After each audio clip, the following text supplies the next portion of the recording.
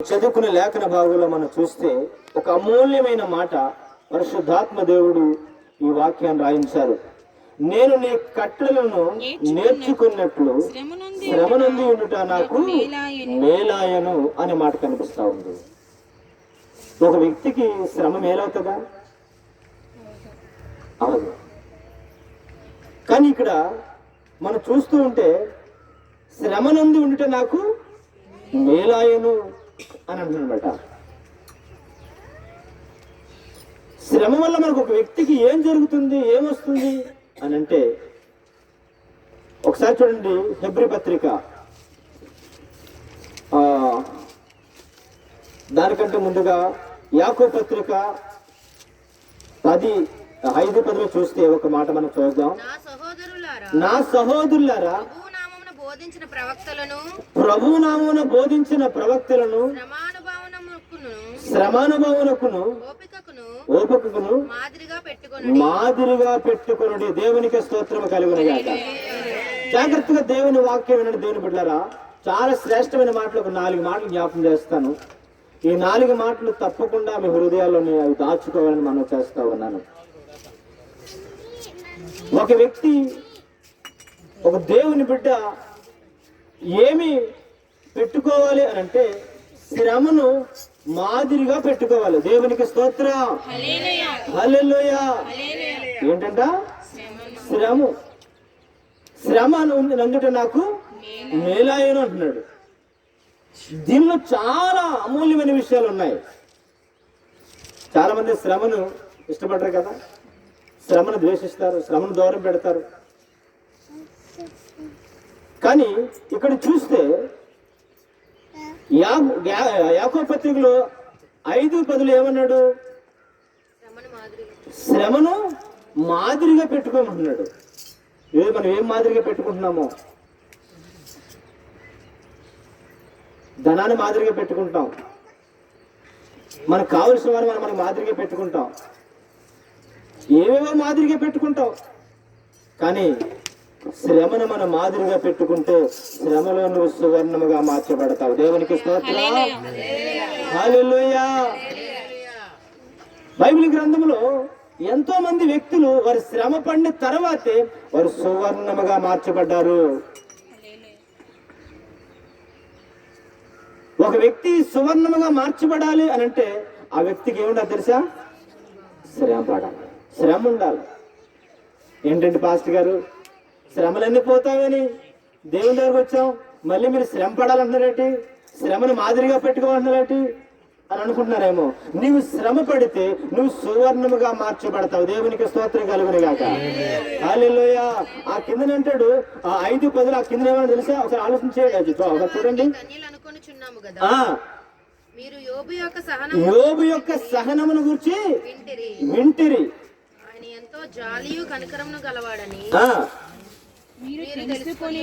దేవునికి స్తోత్రం కలుగును గాక. హల్లెలూయా. యోబు ఎంత శ్రమ పడ్డాడు అంతగా దీవించబడ్డాడు. హల్లెలూయా. నువ్వు శ్రమ పడ్డానికి ఇష్టపడితే, నువ్వు శ్రమను ఓపికగా మాదిరిగా నువ్వు పెట్టుకోగలిగితే ఏమవుతుందో తెలుసా? 2 అంతుల ఆశీర్వాదానికి కారకులుగా అవుతావు. 2 అంతుల ఆశీర్వాద కారకులుగా అవుతావు. ఎప్పుడు అనంటే శ్రమను నువ్వు ఓపికగా మాదిరి పెట్టుకోవాలి.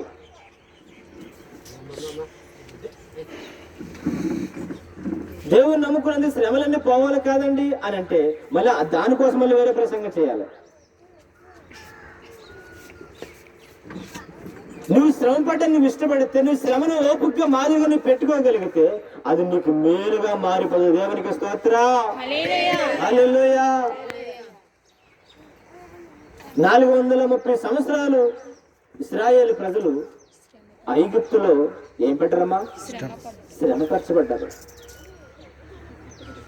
ఈ 430 సంవత్సరాలు కూడా వెట్టి శ్రమ అనుభవించారన్నమాట. పొరో ఎంత కఠినముగా వారిని శ్రమ పెట్టాడంటే చాలా భయంకరముగా. వారికి దాని గురించి వివరిస్తే ఎంతో సమయం మనం తీసుకోవాలి. కానీ అయితే వారి శ్రమ పెట్టే కొలది దేవుడు వారిని విస్తరింపు చేశాడు. దేవుని స్తోత్రం కలుగును గాక. హల్లెలూయా. వారి శ్రమను ఓపికగా మాదిరిగా పెట్టుకునే కొలది దేవుడు వారిని దీవించడం ప్రారంభించాడు. అమ్మా, ఏం పెట్టుకోవాలి? శ్రమని మాదిరిగా పెట్టుకోవాలి. అప్పుడు నువ్వేం చెప్పు తెలుసా? దీవించబడతావు. అందుకే యోబు రెండంతులుగా దీవించబడే కారణం తెలుసా? యోబు శ్రమ పడ్డాడు. దేవునికి స్తోత్రం కలుగును గాక. అందుకే పరిశుద్ధాత్మ దేవుడు అంటున్నాడు, ఇదిగో యోబు యొక్క సహనం మీరు చూసారా, ఆయన ఓర్పుని మీరు చూసారా? శ్రమలో కూడా ఆయన ఎంత ఓర్పు కలిగి ఉన్నాడు, శ్రమలో కూడా ఎంత ఓపుగా ఉన్నాడో. దేవునికి స్తోత్రం కలుగును గాక. హల్లెలూయా. ఎంత శ్రేష్టమైన మాటలు, ఎంత విలువైన మాటలు. ఈరోజు మనం కూడా పరిశుద్ధాత్ముడు మనతో మాట్లాడుతూ ఉన్నారు. శ్రమలో మనం ఓపికగా మాదిరిగా పెట్టుకోవాలి. వాక్యం చెల్లిస్తా ఉంది. అమ్మా, ఏం పెట్టుకోవాలమ్మా? శ్రమను ఓపికగా మాదిరిగా పెట్టుకోవాలట. శ్రమలో ఓపిక పెట్టాలట. శ్రమలు ఎవరైతే ఓపిక కలిగి ఉంటారో వారు రెండంతులుగా దీవించబడతారు. స్తోత్రం కలుగును గాక. హల్లెలూయా. రెండో మాట మనం చూస్తే చూడండి, అదే 119వ కీర్తన 74వ వచనం చూస్తే, నీ వాక్యం మీద నేను ఆశ పెట్టుకొని ఉన్నాను. దేవునికి స్తోత్రం కలుగును గాక. హల్లెలూయా. మా దేని పెట్టుకోవాలి. ఒకటి శ్రమలో ఓపిక పెట్టాలి. రెండు వాక్యం మీద ఆశ పెట్టుకోవాలి. ఎందుకు వాక్యం మీద ఆశ పెట్టుకోవాలి అని అంటే, వాక్యము నిన్ను బ్రతికిస్తుంది. దేవునికి స్తోత్రం కలుగును గాక. అందుకని నీ వాక్యం నన్ను బ్రతికించుచున్నది. నా బాధలది నెమ్మదిని కలుగు చేస్తా ఉంది. నీ వాక్యం నా పాదములకు దీపమై ఉన్నది. ప్రియమైన దేవుని బిడ్డలారా, ఈరోజు ఎవరైతే దేవుని వాక్యం మీద ఆశ పెట్టుకుంటారో వారు బ్రతికించబడతారు. దేవునికి స్తోత్రం కలుగును గాక. హల్లెలూయా. నిన్నెవరు బ్రతికించలేరు, కానీ బ్రతికించేది ఏంటి తెలుసా? ఆధ్యాత్మికంగా బ్రతికించేది తెలుసా? దేవుని వాక్యము. ఆది యందు వాక్యముండును, వాక్యము దేవుని యొద్ద ఉండును, ఆ వాక్యము దేవుడై ఉండును, ఆ వాక్యమే కృపా సత్య సంపూర్ణంగా మన మధ్యకు దిగి వచ్చినాడు. దేవునికి స్తోత్రం.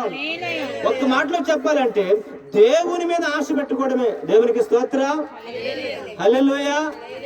ఎవరి మీద ఆశ పెట్టుకున్నా నిన్ను విడిచి వెళ్ళిపోవచ్చు. ఎవరి మీద ఆశ పెట్టుకున్నా నిన్ను మోసం చేయొచ్చు. ఎవరి మీద ఆశ పెట్టుకున్నా నువ్వు మోసపోవచ్చు. కానీ ఆయన వాక్యమైన దేవుని మీద నువ్వు ఆశ పెట్టుకుంటే నువ్వు ఎప్పుడూ మోసపోవు. గట్టిగా స్తోత్రం చెప్పు. హల్లెలూయా. ఎప్పుడు మోసపోవు.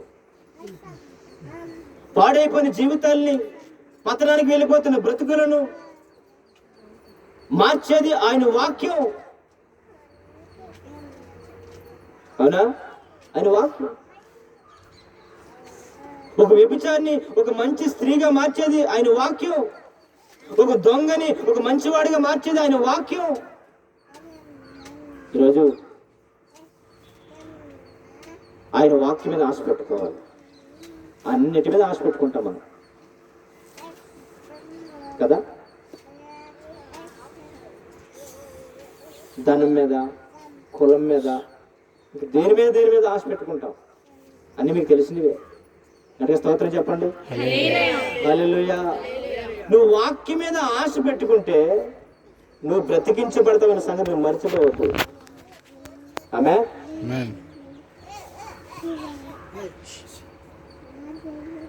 బైబిల్ గ్రంథంలో అపొస్తలుల కార్యములు చాలాసార్లు చెప్తాం. వారు తెస్సలో ఉన్న వారి కంటే గనులై ఉండిరి అని బెరయా సంఘం గురించి దేవుని వాక్యం సెలవిస్తుంది. వారి ఆసక్తితో దేవుని వాక్యము విని అలా ఉన్నవో లేవో అనట దేవుని యొక్క లేఖనాల్ని పరిశీలన చేస్తున్నారంట. ఎందుకు అవసరం ఏంటి అని అంటే ఆ వాక్యం వారు బ్రతికిస్తున్న సంగతి వారికి తెలుసు కనుక ఆ వాక్యం వారు పరిశీలన చేస్తారు. దేవునికి స్తోత్రం, హల్లెలూయా. అందుకే వాక్యం మీద ఆశ పెట్టుకోవాలి. వాక్యం మీద ఆశ పెట్టుకున్న ఎప్పుడూ కూడా సడలిపోరు, పడిపోరు, కృంగిపోరు. అది తెలుసా, ఆ వాక్యము నీకు నెమ్మదిని కలిగి చేస్తుంది. ఆ వాక్యం నీకు ధైర్యాన్ని ఇస్తుంది. ఆ వాక్యం నీకు బలాన్ని ఇస్తుంది. అందుకే వాక్యం మీద నువ్వు ఆశ పెట్టుకోవాలి. నువ్వు ఎవరి మీద ఆశ పెట్టుకునే నీ జీవితం పాడైపోవచ్చేమో కానీ వాక్యం మీద ఆశ పెట్టుకున్న వ్యక్తి ఏ వ్యక్తి కూడా పాడైపోయినట్టు ఇప్పటివరకు చరిత్రలో ఎవరిని చూడలేదు. గట్టిగా స్తోత్రం చెల్లిద్దాం, హల్లెలూయా. ఈ వాక్యము రెండంచుల ఖడ్గం వంటిదట. ఇది అందరితో మాట్లాడుతుంది వాక్యము. అది మాట్లాడే వాక్యం, ఇది సరిచేసే వాక్యము. బండని భద్ర చేసే చుట్టూ వంటిది కదా, సాకుల వాని సబ్బు వంటిది కదా, నా వాక్యాన్ని మాట్లాడతారు. దేవునికి స్తోత్రం కలుగును గాక. అందుకే ఇదిగో, నువ్వు ధనం మీద ఆశ పెట్టుకుంటే అది నువ్వు వదిలిపోవచ్చేమో, కులం మీద ఆశ పెట్టుకుంటే అది వదిలిపోవచ్చేమో, బంధువుల మీద ఆశ పెట్టుకుంటే వారిని విడిచిపోవచ్చేమో, కానీ దేవుని వాక్యం మీద ఆశ పెట్టుకుంటే నీకు అది ఎంతో ప్రయోజనకరం. దేవునికి స్తోత్రం, హల్లెలూయా. ప్రియమైన దేవుని బిడ్డలారా,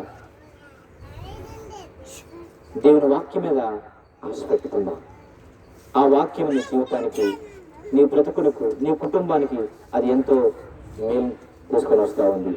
మూడో మాటగా ఒకసారి చూడండి. హెబ్రీ పత్రిక 12వ అధ్యాయము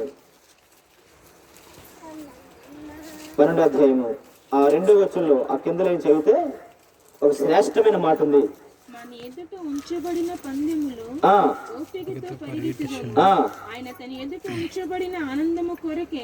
ఆయన తన ఎదుట ఉంచబడిన ఆనందము కొరకే అవమానము నిర్లక్ష్య పెట్టి దేవునికి స్తోత్రం చెల్లిద్దాం, హల్లెలూయా.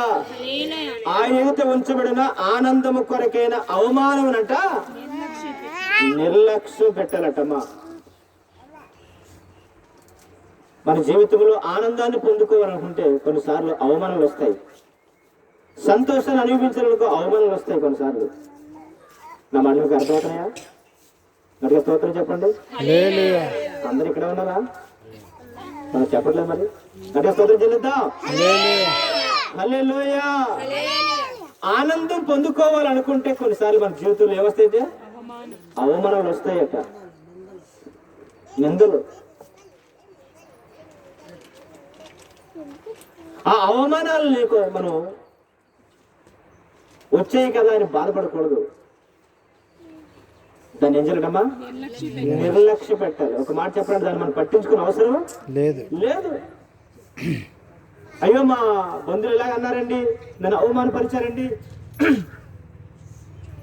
నన్ను అవమానపరిచారు చూశారండి, మా కుటుంబస్తులను చాలా అవమానపరిచారండి, వారికి నాకు ఇంకే సంబంధం లేదండి.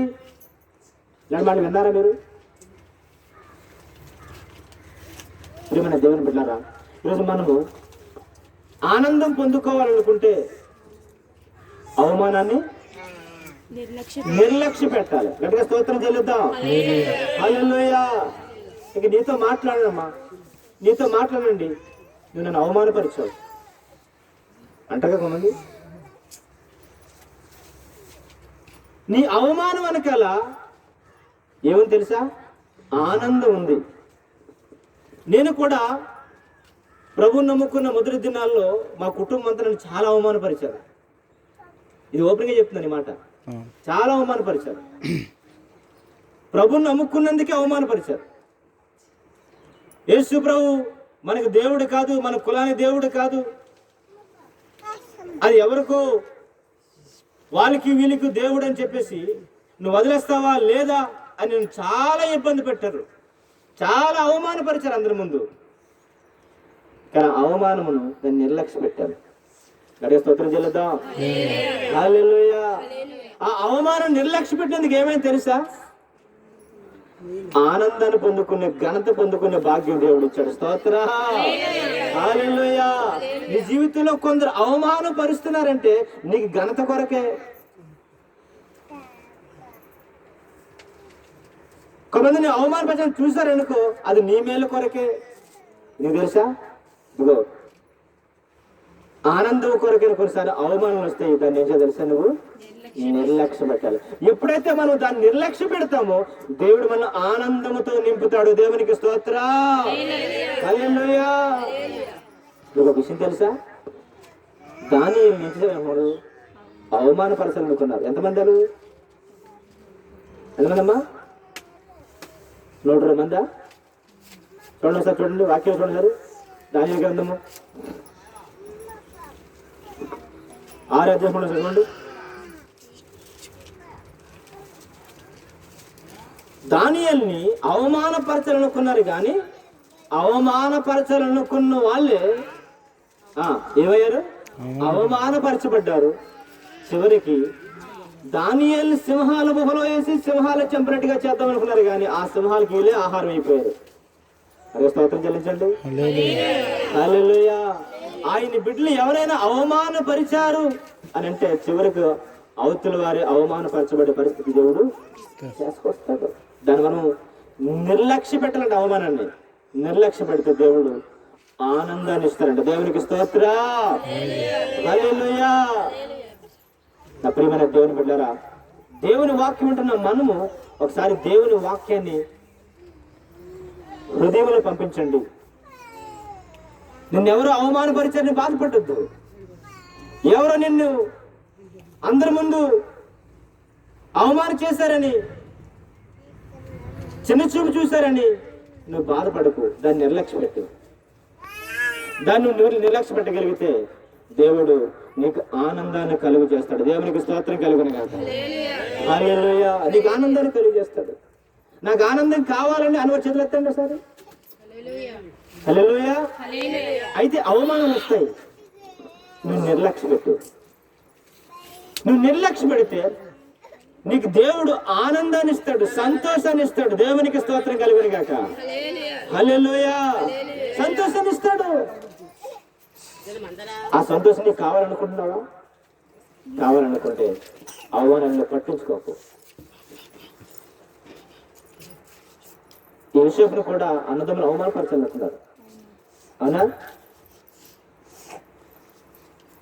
ఈ యోసేపు ఏమన్నా కీడు చేశాడు వాళ్ళకి? ఏమన్నా వాళ్ళు ఏమైనా బాధ పెట్టాడా? కళ చెప్పినందుకే కదా. మీ పనులు వచ్చి నా పనికి నమస్కారం చేస్తున్నాయి, చూసిన వచ్చి నాకు నమస్కారం చేస్తాయి అని ఇది చెప్పినందుకే కదా. ఈ కళ చెప్పినందుకు యోసేపు మీద చేశారమ్మా, పగ పెంచుకున్నారట, కోపం పెంచుకున్నారట, ద్వేషం పెంచుకున్నారట. అయితే అవమానపరచుకున్నారు, కానీ యోసేపు ఆ అవమానాలన్నీ కూడా నిర్లక్ష్య పెట్టాడు. కనుకనే ఆనందము కొరకు ఆయనట దేవుడు ఆయన ఏం తెలుసా?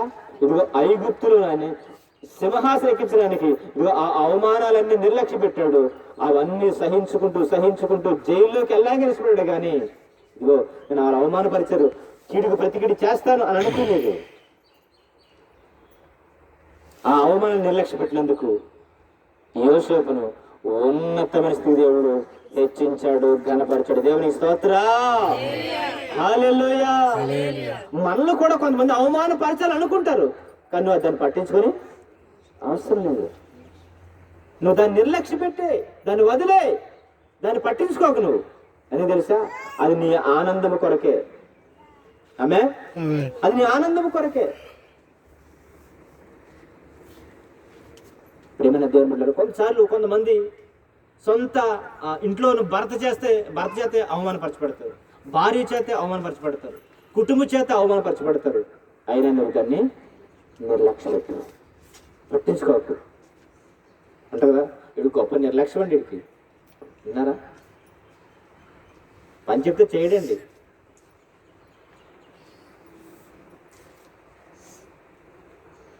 కానీ దానిలో నిర్లక్ష్యం కాదు. ఇదిగో దీని కొరకు ఇదిగో నువ్వు ఆనందం పొందాలనుకున్నవాడు, సంతోషం పొందాలనుకుంటున్న నీవు అవమానాలను నువ్వు నిర్లక్ష్య పెట్టు, అది నీకు మేలు. దేవునికి స్తోత్రం కలుగును గాక. హల్లెలూయా. అది నీకు మేలు. ఎన్ని మాట చెప్పుకున్నావు? 4వ మాట మీకు జ్ఞాపకం చేస్తాను, త్వరగా ముగించేస్తాను.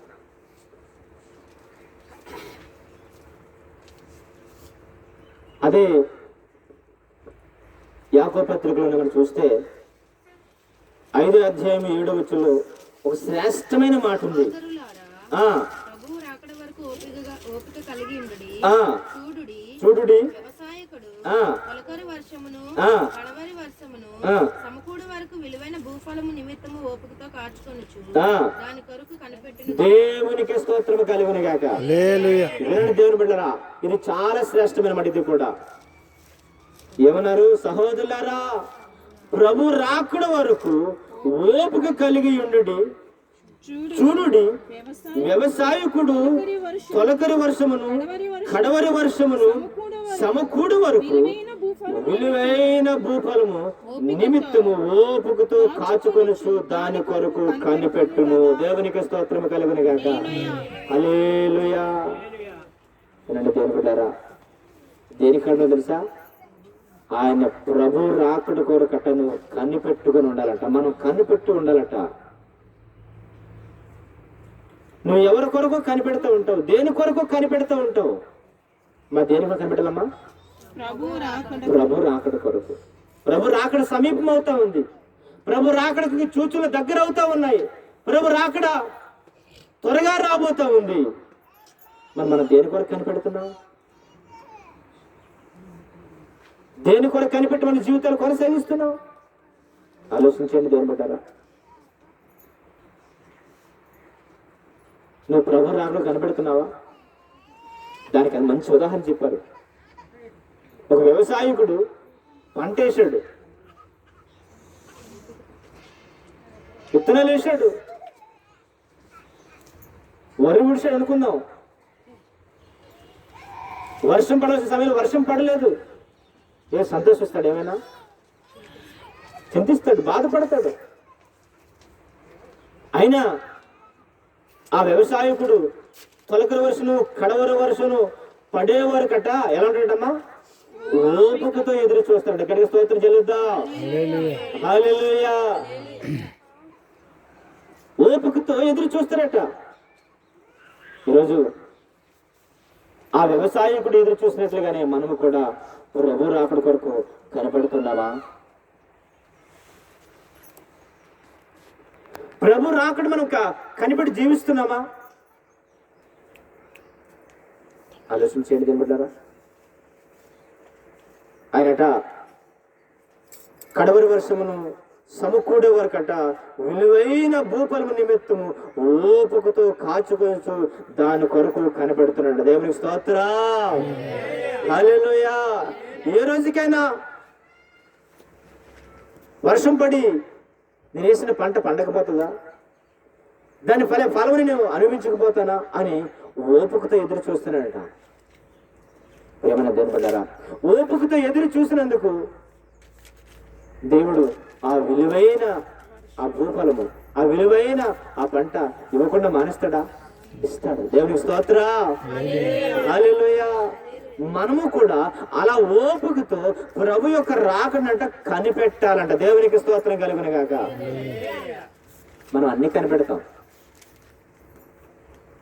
కదండి. అంతరిక్షంలోకి ఎలా వెళ్ళాలో మనం కనిపెడతాం. కొంతమంది అంటారు, అమ్మా మీ రాక కొరకు 1000 కళ్ళతో కనిపెడుతుండమ్మా. అతను 2 కళ్ళు కొన్ని 2 కళ్ళే అమ్మా, కొన్ని 2 కళ్ళే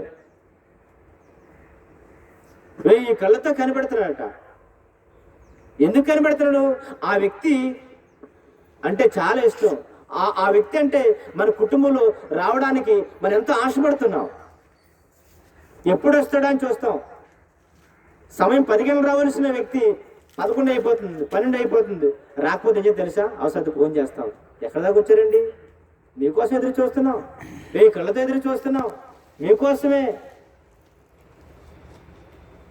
దేవుని బిడ్డారా, ఒకవేళ ఆ వ్యక్తి వచ్చినా రాకపోయినా నష్టమే లేదు, కానీ ఇదిగో ఈయన వస్తున్నందుకు నీవు కనిపెట్టుగా ఉంటే నీ కొరకు దాచి ఉంచిన పరలోకం నువ్వు సొంతం చేసుకుంటా. దేవునికి స్తోత్రం, హల్లెలూయా. ఎలా కనిపెట్టాలండి? ఓపికతో కనిపెట్టాలి. ఓపికతో నువ్వు ఆయన కనిపెడితే ఒక రోజు ఆయన వస్తాడు, ఆయన నిన్ను తీసుకొని వెళ్తాడు.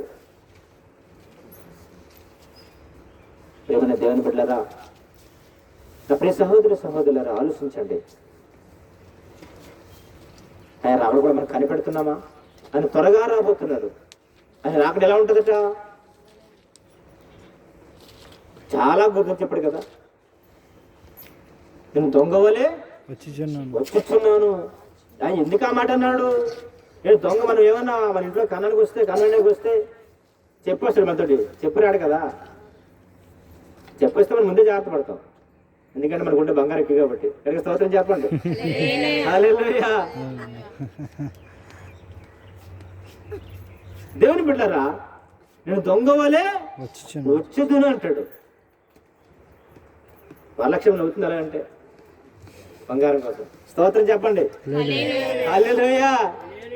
కాబట్టి ప్రియమైన దేవుని బిడ్డలారా, ఎందుకు ఈ మాట జ్ఞాపకం చేస్తున్నానంటే, ఈరోజు ప్రభు యొక్క రాకడ ఆకస్మికంగా ఉంటదంట. గర్భిణీ స్త్రీకి ప్రసవ వేదన స్టార్ట్ ఉంటదట. అంతేకాదు, ఇదిగో రెప్పపాటు జరుగుతుందట. అంతేకాదు, లోతు దినం వలె ఉంటదట. తూర్పుని పుట్టి పరమర్చి మరిపులా ఉంటదట. ఎన్నో ఉన్నాయండి లేఖనాల్లో. గట్టిగా స్తోత్రం చెల్లిద్దాం, హల్లెలూయా. ఇప్పటికే దేవుని యొక్క వాక్కు నెరవేర్చబడుతుంది, ప్రవచనం నెరవేర్చబడుతున్నాయి. భూమి మీద ఆయన రాకడ గుర్తులు నెరవేర్చబడుతున్నాయి. ఇంకా ప్రధాన దశ, మాకు సంబంధం లేదు, ఆయన రాకడికి మాకు సంబంధం ఏంటండి? మేము తింటాం, తిరుగుతాం, ఎంజాయ్ చేస్తాం, చెయ్యదు నీ ఇష్టం.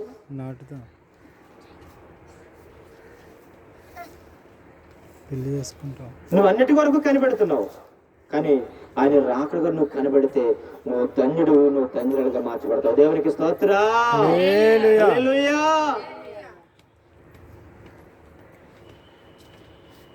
లేదు పాస్టర్, మాకు అంత ఓపిక లేదు, అప్పుడు దాకా కనిపెట్టలేము అని అనుకుంటే పరలోకాన్ని నీ సొంతం చేసుకోలేవు. నీ కొరకు కడుతున్న ఆ మహిమ పట్టణము నువ్వు సొంతం చేసుకోలేవు.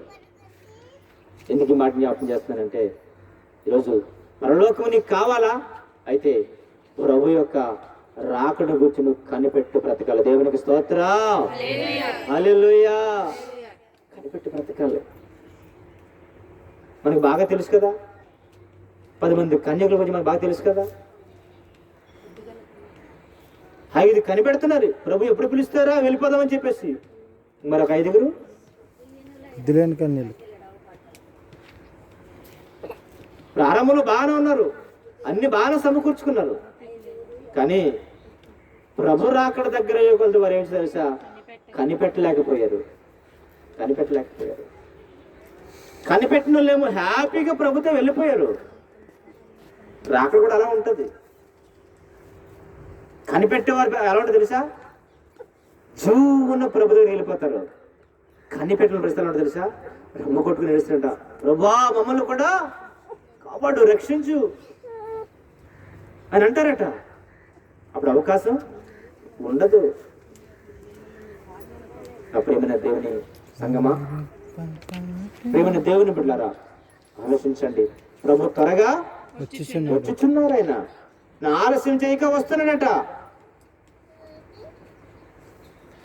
కాబట్టి ఓపిక కలిగి ప్రభు యొక్క రాకను కనిపెట్టగలిగితే నువ్వు పరలోక పట్టణాన్ని నువ్వు సొంతం చేసుకుంటావు. దేవునికి స్తోత్రం కలుగును గాక, హల్లెలూయా. పరలోక పట్టణం నువ్వు సొంతం చేసుకుంటావు. అది నీకు సొంతం అయిపోవాలంటే, ఆ పట్టణం నీవు కూడా ఉండాలి అంటే నువ్వు కనిపెట్టుకుని ఉండాలి. అది ఎలాగండి అని అంటే, నువ్వు ఎప్పుడు కూడా నీ జీవితాన్ని పరిశుద్ధంగా కాపాడుకోవాలి. నువ్వు ఎప్పుడు కూడా ప్రార్థించే వ్యక్తిలా ఉండాలి. నువ్వు ఎప్పుడు కూడా ప్రభుతో సహవాసం చేసే వ్యక్తిలా మారిపోవాలి. నువ్వు ఎప్పుడు కూడా ఉపవాసంతో జాగ్రత్తతో ప్రభుతో గడపాలి. నువ్వు అలా గడుపుతూ ఉంటే, నువ్వు అలా జీవితాన్ని నువ్వు సిద్ధపరుచుకుంటే ప్రభు ఒక దినమందు వస్తారు. ఆయన కడబోర మురుగుతుంది. నువ్వు వెంటనే నువ్వు ప్రభుని ఎదుర్కొంటావు. దేవునికి స్తోత్రం. హల్లెలూయా. లేదండి మాకంత అవకాశం లేదండి, మేము అప్పటిదాకా ఓపిక కలిగి మేము కనిపెట్టలేవండి అని అంటే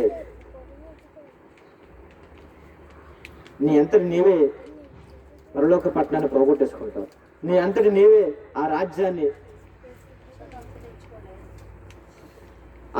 దూరం అయిపోతావు. ఆ పట్టణాన్ని దూరం అయిపోతావు. 12 ముత్యములతో 12 గుమ్మములతో శిల్పయు నిర్మాణకుడు ఆయనే. ఆయన చేతులతో కడుతున్న ఆ పట్టణానికి నీవు కూడా ఉండాలి అనుకుంటే నువ్వు ఆయన రాక కొరకు కనిపెట్టుతూ ఉండాలి. దేవునికి స్తోత్రం. హల్లెలూయా.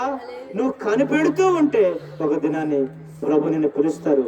ప్రభు రమ్మన్నప్పుడు నువ్వు తప్పకుండా ఆయనతో యుగయుగాలు ఉండడానికి వెళ్ళిపోతావు. దేవునికి స్తోత్రం. హల్లెలూయా. కాబట్టి ప్రేమైన దేవుని బిడ్డారా, ఆలోచించేద్దాం. దేవుని లేఖనాల్లో ఎన్నో సంగతులు ఉన్నాయి. ఎవరైతే కనిపెడుతూ ఉంటారో, ఎవరైతే కనిపెట్టి బతుకుతారో, ఇంకో విషయం చెప్పనా, ఎవరైతే కనిపెట్టుకుని బ్రతుకుతారో 1000 ఏళ్ల పరిపాలనలో వారు దేవునితో కూడా వారు కూడా ఉంటారంట. దేవునికి స్తోత్రం. ఈ 1000 ఏళ్ల పరిపాలన ఎక్కడ జరుగుతుందయ్యా అంటే ఈ భూమి మీద జరుగుతాయి. చూడండి ప్రకటన గ్రంథం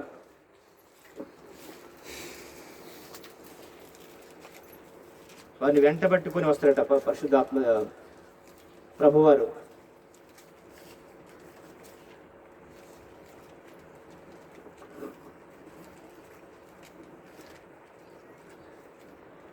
దీనికోసం చాలా సంగతులు ఉన్నాయి, కానీ మరి మనకు చెప్పడం సమయం అవుతుంది కనుక నేను ముగిస్తాను.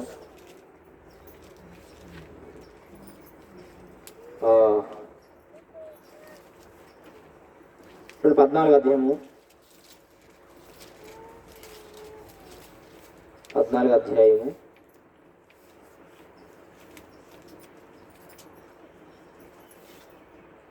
మరి చదవండి.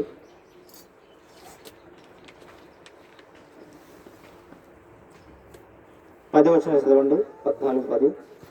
ఏమీ కనబడకుండా దేవుని ఉగ్రత పాత్రలో పోయబడిన దేవుని సారీ 20వ అధ్యాయము 5వ వచనం. 1000 గడిచే వరకు పరమ మృతులు బ్రతకలేదు. ఇదే మొదటి పునరుద్ధానము. ఈ మొదటి పునరుద్ధానములో పాలుగలవారు ధన్యులను పరిశుద్ధులను ఎందురు. ఇట్టి వారి మీద రెండవ మరణమునకు అధికారము లేదు. వీరు దేవునికి క్రీస్తుకుని యాజకులై క్రీస్తుతో కూడా 1000 సంవత్సరములు రాజ్యము చేయుదురు. దేవునికి స్తోత్రము కలుగును గాక. హల్లెలూయా. 1000 సంవత్సరములు ఆయనతో కూడా పరిపాలన చేస్తారండి. యేసు విషయమై తామిచ్చిన సాక్ష్యము నిమిత్తమును దేవుని వాక్యము నిమిత్తమును సరిచించదనను చెయ్యబడిన వారి ఆత్మలను చూచితిని. వారు బ్రతికిన వారే ఈ సంవత్సరములు క్రీస్తుతో కూడా 1000 సంవత్సరములు క్రీస్తుతో కూడా రాజ్యమేలు. దేవునికి స్తోత్రం. హల్లెలూయా. నా ప్రియమైన దేవుని బిడ్డలారా, ఇంకో విషయం చెప్పను మీకు. మనకంటే ముందుగా నిద్రించిన వారే ప్రభుని ఎదుర్కొంటారట. స్తోత్రం కలుగును గాక. హల్లెలూయా. ఆయన కడబూర స్వరం వినబడిన వెంటనే సమాధులు తెరవబడి దేవుని ఎదుర్కోవడానికంట మరి మనకంటే ముందు వెళ్ళిపోతాడు. మనమంట రెప్పపాటున మార్చబడతామంట. కొరింథీ పత్రికలో మనం చూస్తే ఈ మాట కనబడతాయి. దేవునికి స్తోత్రం కలుగును గాక. హల్లెలూయా. అయితే ఎవరికయ్యా ఈ భాగ్యం దొరుకుతుంది అని అంటే ఆయన రాకడ కొరకు కనిపెట్టే వారికి. ఎవరికమ్మా? ఎవరైతే ప్రభు యొక్క రాకడ వరకు కనిపెడతారో వారికంట 1000 ఏళ్ల పరిపాలన భాగ్యం దొరుకుతుంది. అంతేకాదు యుగ యుగాలు కూడా ప్రభుతో ఉంటారు. దేవునికి స్తోత్రం, హల్లెలూయా. యుగ యుగాలు ప్రభుతో ఉండాలి అని అంటే నువ్వు ప్రభు యొక్క రాకడ వరకు కనిపెడుతూ ఉండాలి. ఎంత భాగ్యం తెలుసా? ఆవిడ కాలికి మట్టి అంటుకోదట. దేవచిత్తం అయితే ఈ 1000 ఏళ్ల పరిపాలన ఎలా ఉంటుందో అలా చెప్తాను మీకు. ఇది క్రమంగా చెప్తే మీకు అర్థమవుతుంది.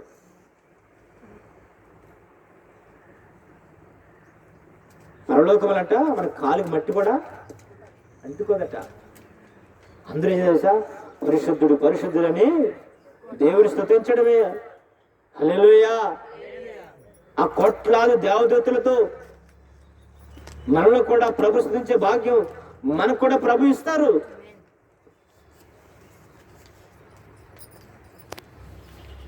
ఆ ఉన్నతమైన ఆ మహిమలో ప్రభుని చూస్తూ మనం కూడా ఆయనతో కలిసి ఆయన సన్నిధిలో ఆరాధిస్తాం. పట్టణంలో, పరిశుద్ధ పట్టణంలో.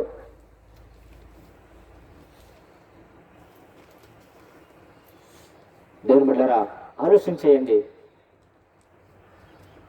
మన ప్రభు యొక్క రాకడ కొరకు కనిపెట్టాలి. దేవునికి స్తోత్రం కలుగును గాక. ఎన్నో సంగతులున్నాయి. ముగిస్తున్నాను. ఈరోజు 4 మాటలు నేర్చుకున్నాము. మొదటిది శ్రమలో ఓపిక కలిగి కనిపెట్టాలి. శ్రమలో చెప్పాలి శ్రమను మాదిరిగా మీరు మర్చిపోయారు. శ్రమలో ఓపిక పెట్టి ఉండాలి. దేవునికి స్తోత్రం కలుగును గాక. శ్రమలో ఓపిక పెట్టి ఉండాలి. 2, ఆయన వాక్యం మీద ఆశ పెట్టుకోవాలి. శ్రమలో ఓపిక పెడితే ఏమో తెలుసా? నువ్వు 2 అంతులుగా దీవించబడతావు. దేవునికి స్తోత్రం కలుగును గాక. హల్లెలూయా. 2, ఆయన వాక్యం మీద ఆశ పెట్టుకునే వారు ఏమవుతారు? బ్రతికించబడతారు. వారి బాధలో నెమ్మది కలుగుతుంది. వారి సడలిపోరు, వారి పడిపోరు. ఎందుకు తెలుసా? ఆ వాక్యం వారికి పునాది ఉంటుంది. దేవునికి స్తోత్రం కలుగును గాక. 3, ఆనందం కొరకు కొన్నిసార్లు మన జీవితాలు అవమానాలు వస్తాయి. దాన్ని నిర్లక్ష్య పెట్టాలి. ఏం పెట్టాలమ్మా? నిర్లక్ష్య పెట్టాలి. ఆనందం కావాలి, సంతోషం కావాలి అని అంటే, ఘనతలు దేవుడు ఇవ్వాలి అని అంటే, అవసరమైతే దాన్ని మనం తెలుసా? అవమానాల్ని నిర్లక్ష్య పెట్టాలి. నువ్వు నిర్లక్ష్య పెడితే దేవుడు నిన్ను ఘనపరుస్తాడు. దేవునికి స్తోత్రం కలుగును గాక. 4, ఆయన రాకడ కొరకు కనిపెట్టాలి. ఎవరు కొట్టమ్మా? దేవుని రాకడ కనిపెట్టాలి. ఇందులో ఎన్నో సంగతులు మనం జ్ఞాపకం చేసుకున్నాం. ఎవరైతే రాకడ కనిపెడతారో ఆ ఉన్నతమైన పట్టణాన్ని వారు సొంతం చేసుకుంటారు. ఆ పరలోక పట్టణం వారు సొంతం చేసుకుంటారు. యుగ యుగాలు ఉండి ఆ పరిశుద్ధ పట్టణం వారు సొంతం చేసుకుంటారు. అది కావాలి అనుకునే వారు తప్పకుండా ఆయన యొక్క రాకడ కొరకు కనిపెట్టుకొని ఉండాలి. కొందరు అంటారంట, ఏది ఇంకా మీ ప్రభు రాకడ రాలేదేంటి అని అంటారట. ఆయన రాకడ వస్తుంది. అయితే మనం రాను కనిపెడుతూ మన జీవితాలు సిద్ధపరచుకుంటూ, మన ఆత్మీయ జీవితాలు కాపాడుకుంటూ, ఇంకా ప్రభు కొరకు ఆత్మీయంగా మండించబడుతూ, ఆయన రాకడ రేపో మాపో రాబోతుంది కనుక, ఏదో ఒక దినం రాబోతుంది కనుక మనము కూడా ఆయన రాకడ కంటే ముందు మనం వెళ్ళిపోతాం, మనకు తెలియదు కదా. కాబట్టి ఆయన రాకడ మనం కనిపెడుతూ బతుకుదాము. అలాంటి భాగ్యము, అలాంటి ధన్యత దేవుడు మనందరికీ దయచేయనుగాక. ఆమేన్, ఆమేన్. కళ్ళు మూసుకోనండి, ప్రార్థన చేసుకుందాం. కళ్ళు మూసుకోనండి.